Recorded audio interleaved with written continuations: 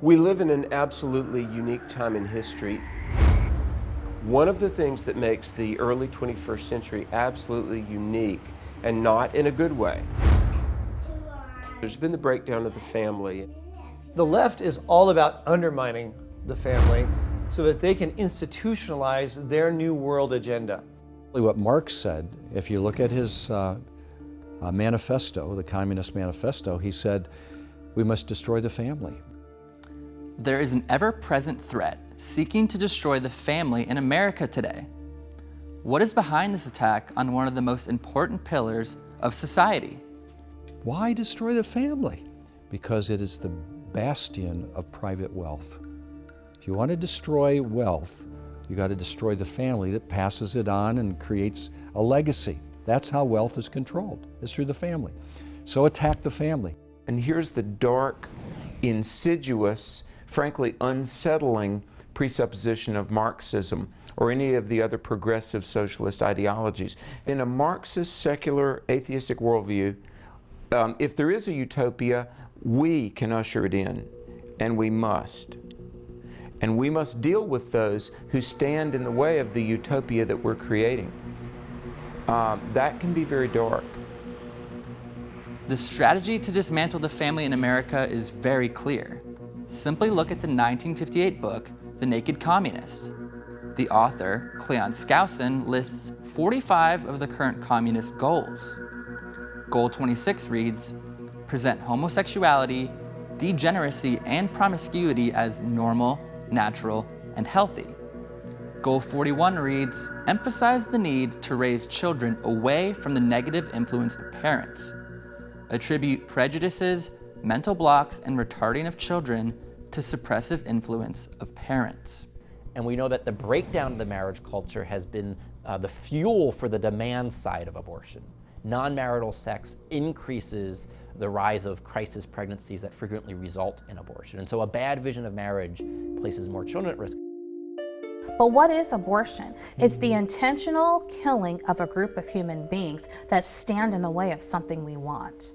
Now, we don't like to refer to it as that, but if we're actually very honest, abortion itself has its roots in eugenics, which is what was involved in the Holocaust. From the very beginning, the abortion movement, going all the way back to Margaret Sanger, we know part of her goal was to exterminate minorities and what she referred to as weeds, useless population groups. Planned Parenthood, if you go back to its founder, Margaret Sanger, the woman who gave birth to it, it was always about eugenics. Margaret Sanger presented her work to the KKK, the Ku Klux Klan, and so there are pictures of her talking with them, and she referred to immigrants and blacks and certain people as human weeds.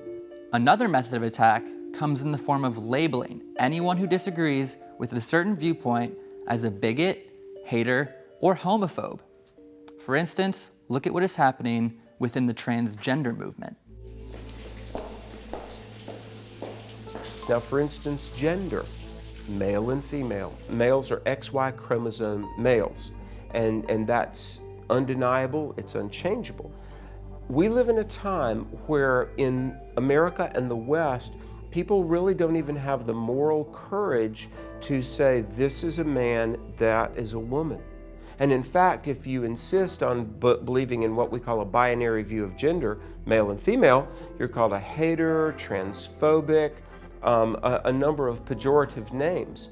Well, the resolve of the radical LGBTQ movement is not the end game of just treat us the same, live and let live. That is not their objective.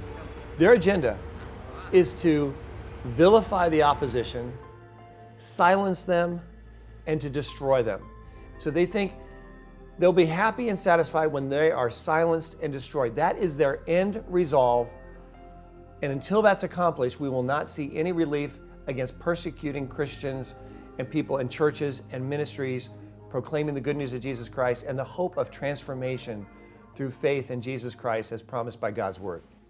And the transgender movement presses onward, with some states even teaching curriculums on transgenderism to young children.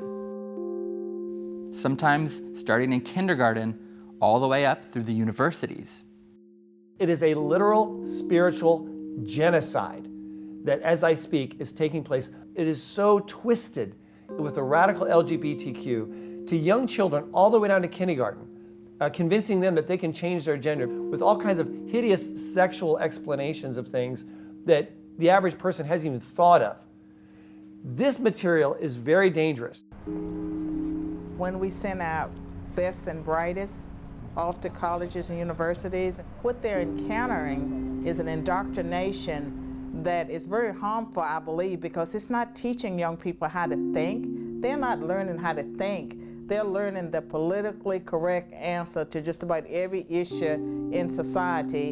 And you think about it, it's scary because they're going to be the leaders of tomorrow, and they're growing up or being indoctrinated in a culture where they're being told that biology means nothing, that there's no such thing as biological differences between males and females, or you can be whatever you think you are. Despite the happy face that many on the left try to put on a biological male becoming a supposed female, or vice versa, family members of transgenders can see the reality. When I was 9 years old with my dad, I was in the kitchen actually doing dishes, and he had asked for me to come out and sit with him, said that he had something to say, and he just had said to me his desire to become a woman and how he had struggled with this from the time that he was a little boy. So as a 9-year-old girl, in my mind I'm just thinking, why is he telling this to me? I didn't understand, and immediately I just thought, can anybody else see, that he's hurting? When my father had told me that, I immediately actually started to look somewhere else for a father, because I thought, if he's not there, who's going to teach this little girl, what to look for in a man when it comes to dating and a husband and getting married, and what does that look like? The world can tell us to look at our gender and that we decide who we're going to be, but in a sense, I see that as rebellion towards our Creator. God is the designer of who we are. Many experts are seeing the transgender movement as the tip of the spear today in terms of the far left's agenda to destroy the family. They're not going to have a revolution over economics, but we still want that world. So we're going to do it through a cultural mechanism. We're going to fight the battle by redefining. So the methods are not changed. We have to destroy the family. We have to do what Lenin said. We have to secure the commanding heights of culture so that the artillery we fire from the mountaintops is our artillery. We saw it in the past. We saw it in the Soviet Union, Joseph Stalin. We've seen it with Mao Zedong in China, even Adolf Hitler in Germany. It was all about, give us the children and we will reshape the future. That mindset is the same mindset, unfortunately, that we see being practiced by the far left in the United States. And it's a serious threat to civil rights and civil liberties.